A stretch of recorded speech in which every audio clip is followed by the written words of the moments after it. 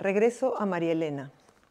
La señorita Rosita volvió a una ciudad fantasma, expuesta al viento implacable del desierto, habitada por aquellos que no pudieron irse a tiempo. Llegó con el propósito de salvar algo, de preservar la memoria de los que vivieron allí, creyendo que estaban haciendo patria, ocupando el territorio tan difícilmente ganado en esa guerra absurda, como decía el que sería, para siempre y hasta su último suspiro, su jefe. Decidió regresar al cumplir los 65, más de 40 años al servicio de la misma empresa. Había empezado tan jovencita e inocente. Con el tiempo se dio cuenta de lo indecente que es el mundo de los negocios y sobre todo de los inversionistas extranjeros, alemanes, ingleses o estadounidenses. Ella nunca se metió en política ni en sindicatos. Sus colegas no le preguntaban su opinión ni la tomaban en cuenta, pensando que ella era absolutamente fiel a los patrones. Qué equivocados estaban. Desde la trágica desaparición del ingeniero, su conciencia se había despertado y, a pesar de haber aceptado el puesto en Santiago, nunca su lealtad fue hacia la empresa, sino hacia sus recuerdos de juventud en María Elena. Por ello, siempre pensó en regresar un día. Se quedó señorita, se quedó a vestir santos o se le pasó el tren o alguna de las amables expresiones dedicadas al extraño caso de las solteronas. Vive para el trabajo, decían algunos. Otros, más románticos, pensaban que algún amor imposible le había robado toda ilusión para siempre. Rosita, como doña Rosita la soltera, siempre esperó el regreso de un único hombre muerto hacía tanto, muerto de desesperación. Quizá debió quedarse a su lado sin tener en cuenta el qué dirán, pero él ni la veía. Nadie puede salvar a quien no quiere salvarse. Su vida había terminado con la muerte de su esposa. Era débil y no tenía sentido del deber, decían los hijos mayores. Sí, pues, abandonó a su hija menor, incapaz de hacerse cargo de la familia. Era verdad. Era débil, pero a Rosita le dio el impulso cuando todavía creía en el valor del esfuerzo y del trabajo. Amigos y amigas que leen por gusto, Grecia Cáceres, nuestra invitada de ahora, nos ha leído el inicio de su novela El jardín en el desierto, que ha sido editada por Cocodrilo Ediciones. Y estoy aquí en Lima. Grecia vive en Francia, pero está de visita. Grecia, un gusto nuevamente poder charlar. Ha pasado buen tiempo desde que charlamos en Lee por Gusto, la pandemia. No es tanto, pero parece que hubieran sido 5 años, pero aquí Es estamos verdad. nuevamente. Sí, bueno, cuando uno vive en el extranjero y viene a Lima, cada ocasión es memorable, ¿no? Y se vuelve como un hito en tu vida, ¿no? Y el último viaje fue en 2021, creo, justo después de terminar la pandemia. Y un momento un poco agitado políticamente en Perú, y tengo ese recuerdo un poco confuso de ese viaje. Y nuestras conversaciones siempre son memorables, como decía, ¿no? Y estoy muy contenta de estar en Lee por Gusto. Es tu sexta novela, has leído el inicio, que yo quiero contarles a quienes nos escuchan, que es gravitante ese inicio, Mm, porque este personaje que es la señorita Rosita, que aparentemente no es tan importante, pero lo es en la medida que lo que ella busca, propone, pues tiene ahí un peso en la historia. A ver, ¿cómo podríamos introducir a la novela? Pues has hablado de un lugar, María Elena, que es este lugar que curiosamente existe en el norte de Chile, ¿no? Porque uno a priori podría decir, ah, María Elena, podría ser como Santa María de Oneti, pero es una región que realmente existe en Chile, ¿no? En el norte, ubiquemos, ¿no? Cerca de Antofagasta, ¿no? Y que en ese lugar pues se explotaba el salitre y hablaba de esa guerra injusta o esa guerra nefasta, pues la guerra del Pacífico, ¿no? mm. Y esta historia te concierne, hay una dedicatoria ahí a tu abuela y ha sido presentada como una novela de aprendizaje, por un lado, ¿no? Así como llaman a la Build This Roman. Mm, Curiosamente, mayoritariamente eh, protagonizada por personajes varones. Aquí la personaje protagónico es Leonor.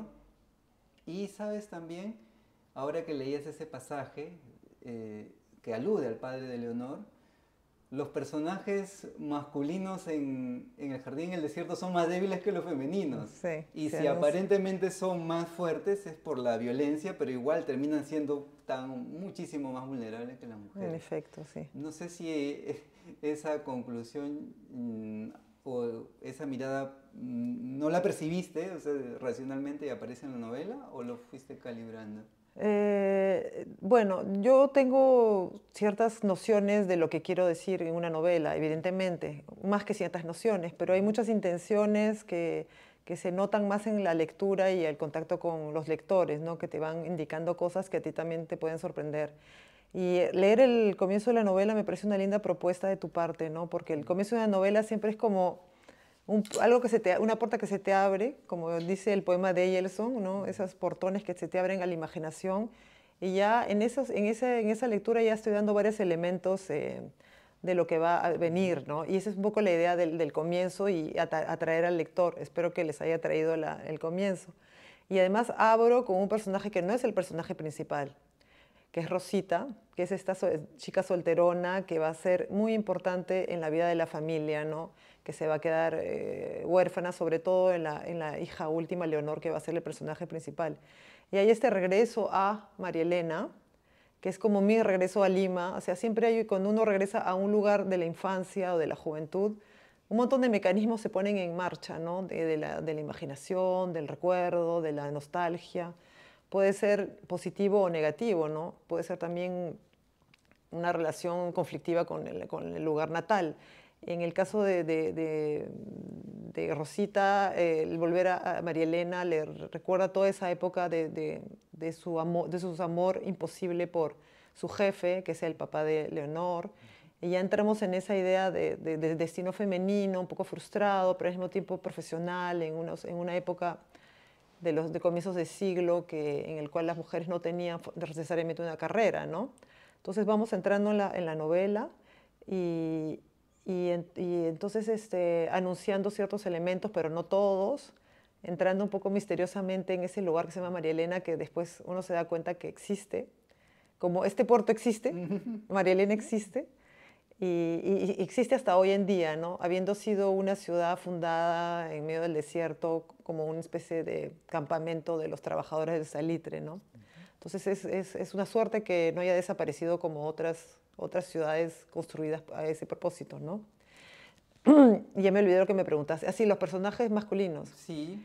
Y ahí dicen que el padre es débil. Ajá. Y no me he dado cuenta, mira, ahora que lo dices, ya lo estoy anunciando, pero al mismo tiempo dices fuerte y débil, ¿no? ¿Y por qué débil? No solamente no es porque el masculino sea débil por esencia, ¿no? Sino que se ve confrontado a este orden, este modelo económico del extractivismo o del capitalismo, o un modelo de sociedad que debilita la factura moral de los hombres, ¿no? Mientras que las mujeres, a pesar de todo, están un poco más en segundo plano, más protegidas en el hogar, ¿no? No quisiera decir que los hombres per se sean más débiles que las mujeres, ¿no? Decías hace un rato, Grecia, que tú tenías algunas ideas claras al momento o antes de escribir una novela. Y aquí, más o menos, ¿cuál era la premisa en El Jardín? Bueno, la premisa era el lugar, María Elena, ¿no? María Elena fue, bueno, la idea de una novela chilena me rondaba desde que empecé a escribir novela, ¿no? Desde mis 30 años, porque sentía que había ese lado de mi vida que está ligada a la migración de mis abuelos. Y mucha gente en Lima y en Perú tienen esas raíces de migrantes, interno o externo, ¿no? Puede ser una migración interna, como se ha dado mucho a finales del siglo XX, con mucha violencia y qué sé yo. En este caso no está la violencia, pero está el hecho de la migración, ¿no? Y volver imaginariamente a ese espacio en el que vivieron mis abuelos y nació mi mamá, ¿no? Entonces, tenía la idea de volver imaginariamente, pero no lo quería hacer de manera, una novela familiar, realmente con una evocación de cómo era exactamente esa época realista, de manera realista, ¿no? Era más una primera idea de la cual jalar una trama de imaginaria, y ir alimentando esa trama y sobre todo con el aspecto social y político, ¿no? Que me interesa siempre mucho, el marco histórico también. En la presentación que tuvimos hace poco en la Casa de la Literatura, y te agradezco otra vez la invitación Ay, y por favor, gracias a ti. la amistad por hacer parte también de este nuevo libro, pues tú decías que la novela comenzó cuando tomaste conciencia de tu situación de migrante en Francia, pero que ese proyecto que ya venía de hace buen tiempo todavía no se materializaba, ¿no? Entonces yo cuando te escuché decir eso dije, bueno, la pregunta que para mí de inmediato surge es, ¿por qué no encontrabas la forma? Porque cada, ¿no? cada proyecto tuyo novelístico, pues hablábamos, ¿no? Y no es una etiqueta, sino más bien un halago, que en tus novelas anteriores, la atmósfera tenía un peso importante, ¿no? El lenguaje sostenía cómo era el ambiente, o Exactamente. las actitudes de cada personaje, ¿no?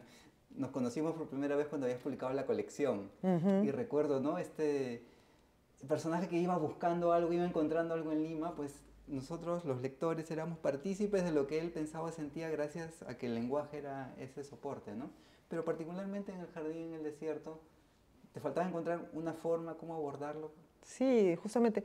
Bueno, yo empecé a escribir novela en París. Cuando vivía en Perú escribía solamente poesía. Entonces hay algo ahí de la narración que se me vino por la distancia, ¿no? Que es una especie de regreso imaginario también al Perú. Pero no tenía este proyecto no tenía muchas exigencias que yo no me sentía capaz al comienzo de mis primeras novelas, ya es mi sexta novela. Entonces como que requería, pienso yo ahora a posteriori, una cierta madurez y una cierta manejo ¿cómo decir?, de las técnicas, de las mañas, de las literarias, ¿no? Y bueno, todo esto alimentado por lecturas, ¿no? Porque todos somos lectores antes de ser escritores y aprendemos mucho de lo que leemos también y de lo que vivimos, etcétera, ¿no? Y esta novela necesitaba una forma, una estructura particular, ¿no? Por el hecho de ser también muy coral. Hay muchos personajes, o sea, hay un personaje principal, evidentemente, pero los personajes que rodean al personaje principal tienen también muchísimo anclaje en la novela. Yo no quería tener a una novela con una heroína y un montón de personajes que la ayudan y simplemente están ahí para orientar al personaje principal, sino que cada uno tiene su peso, ¿no? Y había que manejar esta constelación de personajes y al mismo tiempo no perder al lector. Yo quería realmente mantener al lector en vilo con los eventos, con lo que sucede, y escogí esta estructura que son capítulos cortos con títulos, ¿no? Y con esos títulos que son un poco reiterativos, que dicen un poco de lo que va a suceder, anunciando, quizá como esta idea del folletín, ¿no? Que está al origen de la novela. La novela se publicaba por folletines todas las semanas, ¿no? No sé, Dumas o todos los escritores del siglo XIX publicaban y dejaban al lector en suspenso y lo retomaban una semana después o un mes después. Entonces, esa es la idea también de los anuncios de títulos, ¿no? Es una marca para el lector, pero tú comentabas también que a ti te ayudaba como para continuar, ¿no? Claro, la parte continuidad. vergonzosa del asunto es que a mí también me sirve, porque yo como escritora, como autora o como persona que está detrás de ese proyecto, también tenía miedo de perderme, ¿no? De perderme y de perder al lector y de perdernos los dos. Entonces, a mí me ayuda también esta estructura a avanzar, ¿no? Y de cierta manera, cuando está bien planteada, como que se retroalimenta y tú la sigues, casi es como que yo la siguiera a ella y no yo, y no al revés, porque ya tiene su lógica, un personaje que ya está planteado en un lugar, ya no le puedes hacer cualquier cosa, ¿no? Hay una lógica interna que se instala, y eso es lo más bonito cuando estás escribiendo y sientes que estás ya en una especie siguiendo un poco una velocidad ya orientada, ¿no? Y que tú estás siguiendo también, ¿no? Y eso lo he sentido con esta novela, muy agradable, durante la pandemia, porque la escribí, al final la terminé durante la pandemia. Y para quienes nos están escuchando, también es porque Grecia comentaba que pues no tiene, digamos, estas mañas, en el buen sentido de la palabra, el novelista profesional, ¿no? Que es las fichas, hacer como un mapa, ¿no? Para ubicarse, sino tú contabas, Grecia, que ibas escribiendo, ibas avanzando, ¿no? Y Sí. de ahí también, pues claro, ella nos leyó, Grecia nos leyó el inicio de la novela, pero como ocurre en algunas películas, pues hay una vuelta al pasado, que es la historia de María Elena y la de la protagonista, ¿no? Leonor, que como también comentábamos, pues es una novela de aprendizaje en el sentido que la protagonista es Leonor, pero también ese aprendizaje viene en la medida que ella además va creciendo y va diferenciándose de sus hermanas, ¿no? Le dicen, pues tú tienes la posibilidad de estudiar, tú escoge a un esposo o a un marido, no seas como nosotras que nos impusieron el matrimonio, etc. Al leer la novela y yo pensando en qué te podría preguntar, decía, a ver, cuando uno cuenta la historia de una familia, la historia también sentimental de un personaje, y casi, ¿no? Casi toda la trayectoria de vida, o gran parte de la trayectoria de vida, ¿no? Desde que Leonor es niña hasta que ya es joven, hay riesgos, ¿no? El riesgo es caer en el melodrama, ¿no? Pero no sé cómo tú has medido ese riesgo o qué has tenido que contenerte para llevar la historia. Sí, como bien dices, el modelo que yo uso, el modelo de género, es la novela de aprendizaje, de educación sentimental, ¿no? Que es casi intrínseca a la novela, ¿no? Cuando empieza la novela del siglo XVIII es un poco eso, seguir un personaje en su aprendizaje y en su emancipación, y en su entrada al mundo. Y siempre eran personajes masculinos, porque las mujeres no tenían ese proceso, puesto que no salían al mundo, pasaban de la familia al matrimonio. No había ese estadio de la juventud, de la formación, de los primeros amores, de la iniciación sexual, de la iniciación sentimental y todo eso. Esa parte se la saltaban, ¿no? Entonces, mi proyecto no es hacer una novela sentimental sobre una mujer, no tenía esa idea, pero entra en ese modelo. Y como yo soy muy clásica, generalmente me parece que eso debe haber sido uno de mis apoyos, ¿no? En esta escritura. Entonces la idea era seguir a este personaje entre la infancia y la juventud y cómo ella va contraponiéndose a los ejemplos y a las figuras que tiene a su alrededor, ¿no? Como bien dices, tiene sus hermanas que tienen un destino mucho más clásico de lo dado, de lo que se espera de una mujer, pero que tampoco son totalmente, que no creen en ese modelo, ¿no? O sea, están dentro del sistema, pero lo revierten a su manera, ¿no? Todos los personajes revierten el sistema de alguna manera y se rebelan contra el rol tradicional femenino. Mientras que Leonor, como la seguimos paso a paso, vamos viendo cómo ella lee, cómo ella quiere estudiar, cómo sus hermanas le dicen que ella sí va a tener que elegir. Y hay esta voluntad póstuma de la madre, ¿no? Que a mí me gusta mucho, ¿no? La madre que se está muriendo y dice, tienes que estudiar, tienes que estudiar.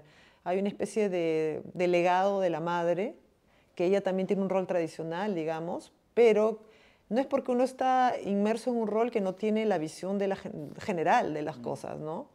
Y eso es lo que me gusta de mis personajes, ¿no? Que son bien eclécticos a pesar de responder en todo al esquema de lo que se espera de ellas, de una mujer de los años 30 del siglo XX en una provincia del norte de Chile, ¿no?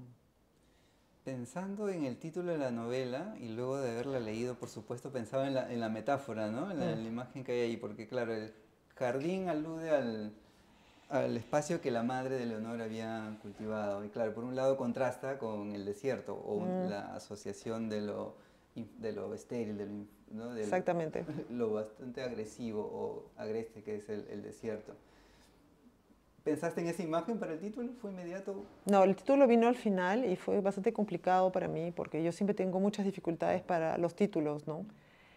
Hay escritores que dicen, ay, me amanecí en la mañana y tenía el título y de ahí salió toda la novela, ¿no? Así tipo la Madeleine de Proust. Y para mí no es el caso con la narrativa. La poesía sí es bien particular porque en la poesía sí me vienen los títulos antes del libro, como el poemario que voy a publicar a fin de año, que se llama Yo que siempre estuve aquí, y yo tenía la frase, yo que siempre estuve aquí, y ¡pum!, de ahí salió el poemario. En cambio aquí no fue nada simple, ¿no? Porque tenía yo que acabar la novela, visualizar la totalidad de la novela y hasta arreglarla con mi editor, con Pedro Villa, para poder decir que de todo lo que tiene una novela, que es como un aleph, ¿no? Tiene un montonón de visos y de aspectos, ¿cuál es el que quiero poner en el título? y el jardín de la madre, que es una lucha contra la inclemencia del desierto y de los elementos, ¿no? En el principio, para mí sería, creo, en general, el hecho de que para el ser humano su existencia terrenal el mundo es inhóspito y difícil para el ser humano. El ser humano para sobrevivir es frágil, no tiene un montón de cosas que tienen los animales, ha tenido que arreglárselas para sobrevivir. Entonces, yo creo que siempre estamos en un medio hostil. La ciudad es un medio hostil, tanto como el desierto. Hay violencia, hay un montón de cosas que te agreden, que te imponen, que uno tiene que asimilar y con el que tiene que aceptar y vivir. Entonces, el hecho de que cada ser humano es casi como, tiene que hacer su propio jardín, ¿no? En este mundo hostil, que es también muy, ¿cómo decir? Muy novelesco, ¿no? Porque el héroe o la heroína tiene que enfrentar dificultades, sobrellevar problemas y todo eso para llegar al final donde se da su destino final o se da positivamente o negativamente, ¿no? Depende, ¿no? Y la madre, el jardín es el jardín del Edén, el paraíso perdido, la infancia, la Virgen. Una de las imágenes de la Virgen María también es el huerto cerrado, ¿no? La virginidad, la feminidad. El jardín es, bueno, y en Persia, en el Oriente también hay montones. Las alfombras representaban el jardín en los interiores en Oriente, ¿no? Entonces es un ordenamiento del mundo. O sea, es naturaleza, pero no es naturaleza agreste un jardín. Un jardín es una naturaleza dominada por el hombre y que expresa su deseo de armonía dentro de un mundo hostil. Y ese es el rol de la madre para mí. Y de esta madre y quizá de las madres, ahora que estamos cerca del Día de la Madre, el ordenamiento de un mundo para que la gente pueda existir, pueda crecer y tener armas para cuando sea adulta, pero protegiéndola en esta edad que uno es más frágil, que es la infancia, ¿no? Otro procedimiento, digamos, ¿no?, habitual o para darle verosimilitud, como dicen los novelistas, es ir al lugar, ¿no? Pero tú contabas, bueno, justo en la pandemia, no pudiste ir al norte de Chile, visitar los lugares, tuviste que documentarte de lejos, ¿no? De lejos, a través de libros. Pero también hay una parte familiar ahí, ¿no es cierto? Claro. Entonces yo pensaba, ¿no? No para medir, porque a veces se comete el vicio de decir, ¿cuánto de real hay aquí? Como si pudieras cuantificar. Como si pudieras cuantificar, ¿no? no. Entonces, Vilamates decía que ya tenía, ¿no? Bueno, 30%, ¿no? Como ya para despistar Claro, para tener una respuesta ahí y ya deshacerse del bulto. Más bien aquí la pregunta podría ser la referencia familiar, ¿no? ¿Cuánto te guió o hasta qué punto fue, no quiero decir tu abuela es Leonor, pero en todo caso, ¿cómo fue esa mixtura entre lo documental, porque también hay una cuestión ahí histórica, el extractivismo, el salitre, el momento en que el salitre es reemplazado por otro químico y ya ese lugar pues se ve postergado, Exactamente. ¿no? Sí, es una muy buena pregunta, porque uno le pregunta cosas a los autores y a veces los autores no saben muy bien cómo contestar, pero en la parte documental está, como bien dice, por un lado lo que yo me he documentado históricamente y la parte de la memoria familiar, exactamente como tú lo dices, ¿no? Por el lado del documento, como no pude ir a Chile, lo hice como todo el mundo hace, buscando referencias, viendo documentos, viendo fechas, mirando qué cosas se decía de cada ciudad en la cual pasa, porque hay varias ciudades en las cuales, que son como estaciones de la Vía Crucis, estoy muy religiosa hoy día, de la Vía Crucis del camino de Leonor, ¿no? Pero el hecho de no haber ido a Chile creo que hasta ha sido mejor, porque realmente para mí la literatura es una cosa de imaginaria. La creación, la recreación imaginaria de un lugar es muy rica, ¿no? Porque uno le pone tantísimas cosas que cuando te enfrentas a la verdadera María Elena, quizás la novela no hubiera sido la misma, ¿no? Entonces yo creo mucho en eso, ¿no? Creo que la novela es palabras, lenguaje, papel y no necesariamente tiene que tener una relación oficial o muy formal a lo que se llama real, ¿no? Y por el lado del familiar, sí, hay la estructura de la familia, cuántos hermanos hay, eso lo tomé, de la realidad. Leonor está inspirada en muchas cosas de mi abuela, pero mi abuela, cuando ella falleció, yo tenía 14, 15 años, y no habíamos tenido ocasión de hablar de cosas tan íntimas, ¿no? Entonces, para mí, mi abuela es más una figura de bondad, de luz. Era una persona muy, muy dulce y que le encantaba contar cosas, narradora, natural, ¿no? Entonces, todas esas imágenes de mi abuela me sirvieron, pero tomé muchas cosas también de la tradición y de la tradición familiar, que no era tampoco tan abundante, que se vuelve casi mítica, ¿no? En las historias de los migrantes, ¿no? Son figuras casi sobrenaturales cuando te cuentan lo que hizo el abuelo, cómo fue. Entonces, uno tiene ya ahí algo literario, algo de imaginación, ¿no? Entonces tomé algunos elementos de la familia, pero la ficción se lleva de encuentro, diluye eso, digamos, recondiciona, lo reformula y después terminas en una cosa mucho más universal, ¿no? Porque si cuentas la historia de tu familia, no necesitas hacer una novela, ¿no? Estás haciendo una memoria, ¿no? O puede ser un documento. Claro, puede ser un Un documento de reportaje, reportaje periodístico, una narración, una crónica, pero la novela tiene otra dimensión, ¿no? Felizmente. ¿Qué es ahí lo medular para vestir esto de novela y no caer solamente en lo autorreferencial plenamente? Bueno, yo he dicho que en otra entrevista que no me gusta mucho la novela, como le dicen, autorreferencial, porque me parece que se pierde la riqueza justamente de la ficción, esa apertura de la imaginación que te permite viajar, volar y descentrarte, ¿no? De ti mismo, que entrar en la intimidad de una persona, en los hechos de su vida concretos y hasta me parece que puede ser un poco malsano, ¿no? De esa fascinación un poco morbosa por lo que le ha pasado a alguien de manera documental, ¿no? Mientras que la novela te lleva por un montón de caminos imaginarios y te libera. Yo pienso que la ficción es liberadora, liberadora de nuestras tensiones. Por eso la gente ve series. ¿Por qué la gente ve series? ¿Por qué la gente necesita de la ficción? Necesita ahora la serie ha reemplazado un poco lo que era la novela popular, ¿no? Y ahora lamentablemente la novela se ha vuelto más difícil y no es quizás la primera fuente de ficción, pero hablando de ficción en general y en abstracto, el ser humano necesita la ficción. Es como cuando sueñas en la noche, ¿no? Necesitas liberarte de tu circunstancia por la imaginación. Y eso es lo que me fascina de la literatura y eso hace que va a seguir existiendo, ¿no? Creo yo.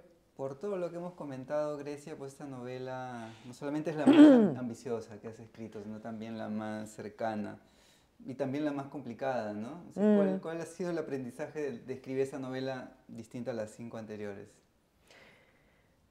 Es verdad, esta novela marca como una especie de nueva etapa, diría yo, o de transición, no sé cómo decirlo. Bueno, ahorita no lo veo tan claro porque estoy totalmente inmersa en la novela, sobre todo desde que estoy en Lima y es como una fiesta continua para mí, ¿no?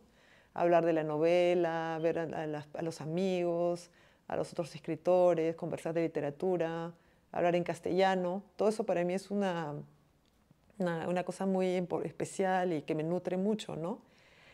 Pero es verdad que no me gusta comparar las novelas porque todas también tienen su ser, ¿no? Si no las puedo desvalorizar en función de la última, ¿no? Aunque siempre la última es la que tienes más cerca del momento que estás viviendo, ¿no? Pero es cierto que la envergadura de la novela es mayor, hay más personajes, pasa en un lugar, no pasa en Perú, entonces eso para mí también ha sido un descentramiento, ¿no? Salir hacia otra realidad. Tampoco es París, entonces es un tercer punto, o sea, yo tengo 3 puntos, ¿no? Sería Perú primero, Francia y este lado chileno, ¿no? Que es como una especie de espacio que me hace volver a Perú y también esta cuestión de la guerra con Chile, ¿no? Del conflicto que hay entre Perú y Chile, que es que es muy rico, ¿no? Porque imaginariamente hablando es muy rico también, ¿no? Como que alimenta también un discurso nacional y que también puede tener excesos, ¿no? En efecto. Pero es una novela que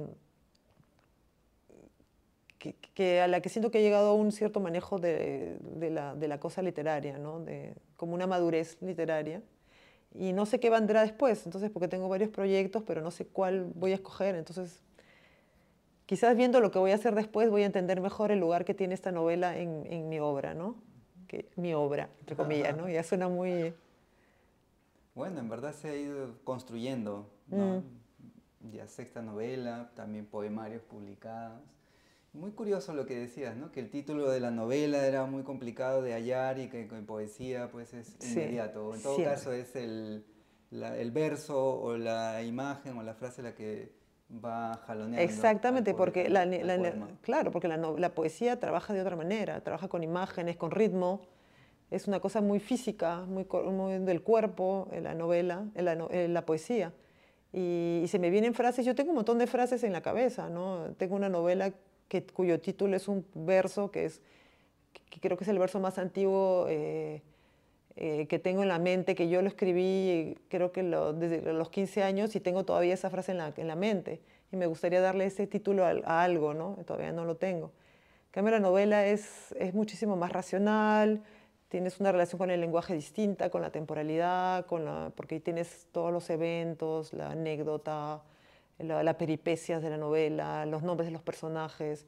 Todo eso es casi como un proceso de lúdico, ¿no? De construcción, un juego de construcción. Y siempre tengo problemas con título y admiro a los escritores que tienen títulos maravillosos, ¿no? Siempre me quedo así extasiada cuando voy a la librería y digo, ¡ay, cómo encontré este título! Yo nunca se me ocurriría un título tan lindo. Y los títulos son importantes porque atraen mucho la atención del lector, ¿no?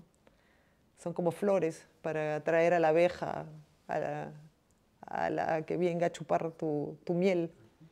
Otra particularidad es, bueno, tú que transitas entre la poesía y la novela, es que la novela es un género más mainstream, o digamos, ¿no? Que tiene más posibilidades de llegar a más lectores, Mm, ya si hablamos del libro como objeto, pues del mercado, ¿no? por Más supuesto, posibilidades, ¿no? por ¿Cómo supuesto. te transitas? ¿Cómo es tu situación Bueno, ahí? yo al comienzo, cuando empecé con con la poesía y tenía 18 años, tenía una posición muy poco, no sé, muy poco inteligente, ahora lo pienso, ¿no? Porque pensaba que los poetas eran puros y los narradores impuros, ¿no? Que ellos se habían vendido al sistema, que querían plata. Imagínate, puedes pensar así, cuando un narrador tampoco gana tanto, pero nosotros éramos los que teníamos esa cosa del don gratuito, ¿no? De la poesía, mientras que la novela entraba dentro de un sistema de mercado. Y todavía estábamos en una época cercana al boom, entonces todavía se podía pensar que un escritor podía ser famoso y rico, ¿no? Y tener una vida así glamorosa, ¿no? Lo cual ya no es para nada el caso. No creo que sea nuevamente el caso de eso. Entonces, pero con el tiempo, por supuesto, evolucioné y me di cuenta que la novela también no era tan mainstream ni tan objeto capitalista, que también es una obra de arte y también es difícil. Pero yo cuando tengo poemarios, he tenido muchas veces poemarios listos y tampoco he buscado tanto la publicación. Entonces yo me doy, ¿y por qué cuando tengo una novela me desespero por no tener un buen editor? O sea, hay otra relación con el lector también, ¿no? Y este año estoy feliz porque tengo dos libros, un poemario y una novela que salen, pero es un año fantástico para mí. Y son dos relaciones distintas con el lector, dos relaciones distintas con el mercado, dos relaciones distintas con el lenguaje. Y tengo la impresión que, sí, dos tipos de lecturas, ¿no? Se lee diferente un poemario que un... Y por ejemplo, mi poemario es bastante breve, la novela es mucho más gordita, pero son totalmente equivalentes, ¿no? en, en valor literario, digamos, ¿no? No hay una cosa, no es porque sea más breve que es menos, ¿no? O sea, es así. Grecia, tú que sigues a la distancia la página, sabes pues que esta se nutre gracias a las entrevistas, pero también a la sección de los 5 libros favoritos. A o mí me 5 encanta, libros siempre la sigo. recomendados. Yo cada vez que veo siempre los 5 libros favoritos, mira. Y bueno, este es el momento. Yo sé que ya hemos conversado más de 2 veces y que te he pedido que hables de libros, pero a veces ocurren o aparecen nuevos títulos, nuevas recomendaciones, o uno siempre vuelve Sí, a uno los, se repite a veces, ¿no? sí, en efecto. Pero gente que te va a escuchar, te va a ver, sería bueno que también repitamos, si es que vale la pena, que seguro que vale la pena hablar de 5 Sí. libros favoritos. Bueno, había pensado, para mí es un poco difícil escoger porque entre lo que has leído, lo que te ha marcado, lo que estás leyendo o lo que te gustaría comunicar porque te parece que puede ser bueno para un lector, son cosas, son diferentes puntos de vista, ¿no? Entonces he escogido diferentes tipos de libros que son importantes para mí. Quería primero hablar de El espía del Inca, de Rafael Dumet, que es un libro que para mí es capital, porque justamente está dando esta nueva relectura de nuestra historia peruana, ¿no? Que es una de las cosas que la literatura debería o podría ayudar, porque necesitamos realmente una relectura de nuestra historia, ¿no? Volver a saber qué pasó, qué fue la conquista, cómo fue el shock de la llegada de los españoles, qué fue la colonia. Hay muchos libros ahora también sobre las revoluciones indígenas, Tupac Amaru, todo lo que a nosotros nos han contado tan mal, ¿no? Como si hubiera habido una sumisión durante toda la colonia al orden español. Y además estuvieron los Habsburgo y los Borbones, que tuvieron diferentes políticas. Entonces, gracias a la literatura, como la gente lee novelas históricas sobre Julio César, los romanos, los griegos o los reyes europeos, volver a este tipo de novelas que recuentan la historia. Y bueno, la novela es de un nivel literario increíble, ¿no? O sea, no es una novela histórica banal. Y es solamente uno de sus aspectos, la novela histórica, ¿no? Por ejemplo, la estructura del quipu, que es la que inspira su estructura es la estructura del quipu. Mi estructura no es la estructura del quipu, ya quisiera, pero no es. Entonces, él ha encontrado la manera de en su novela sea formalmente también precolombina, ¿no? Es un quipu. Y al mismo tiempo es una novela en castellano y es una novela extraordinaria. Yo la recomiendo muchísimo a todo el mundo porque volver a ver la captura del Inca en Cajamarca se te rompe el corazón. Es decir, no tiene nada que ver con las sensaciones que tú tienes en una clase de historia en el colegio, ¿no? Realmente ahí lo vives, ese desgarramiento, y justamente esa especie de ruptura de orden del mundo, ¿no? O sea, es maravillosa esa novela. Y justamente la presento ahora en junio en París, porque Rafael va a estar en París, y para una nueva edición española, ¿no? Entonces estoy releyéndola también. La recomiendo mucho. Después releí también Duna, que había yo leído hace muchísimos años, en los años 90 creo, o 80, de Frank Herbert, que es una novela que, como todos saben, ha inspirado el cine, ¿no? Y no sé por qué, me dio ganas de volver a leerla, y creo que no había visto ni siquiera la película, porque yo la he visto después, pero yo la había leído. Entonces es una novela que habla sobre justamente este endoctrinamiento de la política y del mundo, ¿no? Por un lado es el fanatismo religioso, que se ve mucho en Europa, entonces es una novela muy actual, y el extractivismo de la famosa especie, ¿no? Entonces él habla de un planeta que solamente existe por la explotación de sus recursos naturales, ¿no? Que es exactamente uno de los temas de mi novela. Entonces ciertamente no me inspiró mi novela, pero como que me reconfirmó sobre ciertas cosas, ¿no?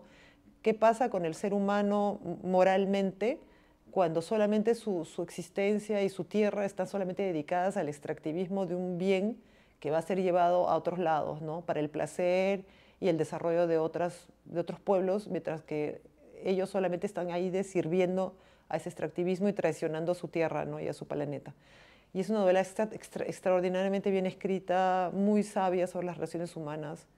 Y yo creo que si la gente ha visto la película debería leer la novela, que es muy buena. Después, en tercer lugar, lo puse a Dickens, hablando de novela de aprendizaje, porque Dickens es el gran maestro de estas novelas tipo... se me acaba de olvidar el nombre, todos son personajes masculinos que entran al mundo, ¿no? Está Oliver Twist y está el otro, ¿cómo es que se llama? Ay, se me ha ido su nombre. Bueno, pero yo quería hablar de Grandes Esperanzas, que es al mismo tiempo también una novela sentimental y que habla de justamente grandes esperanzas, ¿no? Esas decepciones, esos sueños que uno tiene sobre su amada o las personas que uno cree que son buenas para uno y al final todo se derrumba, que también Dickens es un genio, cómo construye, ¿no? Cómo construye, cómo el personaje se imagina que la chica lo quiere, que este personaje lo está protegiendo, este personaje lo está traicionando y al final el que lo traiciona es el que lo protege, el que ella pensaba que lo protegía lo traiciona. En realidad todo es al revés de lo que el personaje imaginariamente construye, ¿no? Y ese es también el crecer, ¿no? El madurar. Entonces es una novela hermosa, a mí me gusta muchísimo, un poco gótica, un poco así. Dickens tiene esos lados como de un imaginario que se vuelve así, un momento como de terror, como fantástico, inglés, muy bonita. Todo Dickens yo recomiendo. ¿Ah? Y no es para los chicos. Se cree a veces que es un autor de juventud y no, es un autor para todos. Después, para hablar algo de francés, porque comem, ¿no? Marguerite Duras, que es una gran escritora francesa, que me interesa mucho porque ella nació en Indochina. Ella nació en Indochina francesa cuando era una colonia francesa y era una francesa pobre, lo que se llama un blanco pobre, ¿no? Aquellos que son blancos y considerados un poquito mejor, pero que son pobres. Entonces están en una especie de situación muy paradójica, porque al mismo tiempo, como están en una colonia, son considerados por blancos, pero son menospreciados por los otros blancos porque son pobres. Entonces, esa situación de Marguerite Duras yo pienso que fue determinante, porque los escritores necesitamos estar un poco en contradicción y en desajuste con el mundo para escribir, evidentemente. Y Marguerite Duras llegó a Francia a los 18 años, o sea, y es una autora, gran autora francesa, y todo el mundo dice, oh, maravillosa, pero es una autora extranjera, o sea, de cierta manera, una migrante también, que tiene esa historia muy particular. Y bueno, El amante, que es una novela que ella escribió en los años 80, que tuvo un éxito extraordinario, que ella nunca había conocido en toda su carrera, que la propulsó así al estrellato con esa novela que cuenta una primera historia de amor. Y justamente ella también utiliza su biografía, pero bueno, no vamos a decir que es autoficción, ¿no? Es una maravilla de novela, ¿no? Muy, muy hermosa, muy bien escrita, con ese lenguaje tan particular, ¿no? De Duras, tan sobrio. A mí a veces me hace empezar en Blanca Varela, pero en novela, ¿no? Y esa novela pasa en Indochina también, y es los amores de una blanca con un chino. Y el chino es rico, y ella es pobre, pero es blanca. Entonces hay una especie de... Ella tiene ventajas porque es blanca y él porque tiene dinero, pero al mismo tiempo lo desprecia porque es amarillo. Entonces es toda una cosa que nos puede servir a nosotros en Perú, para clarificar nuestras cosas también, nuestros propios traumas, ¿no? Y para terminar, va a parecer un poco guachafo, pero este verano caí en una casa de vacaciones en España y había una edición de las rimas de Bécquer. Cuando lo vi dije, ese es el destino, si lo veo es porque lo tengo que leer. Entonces lo leí, releí todas las rimas de Bécquer.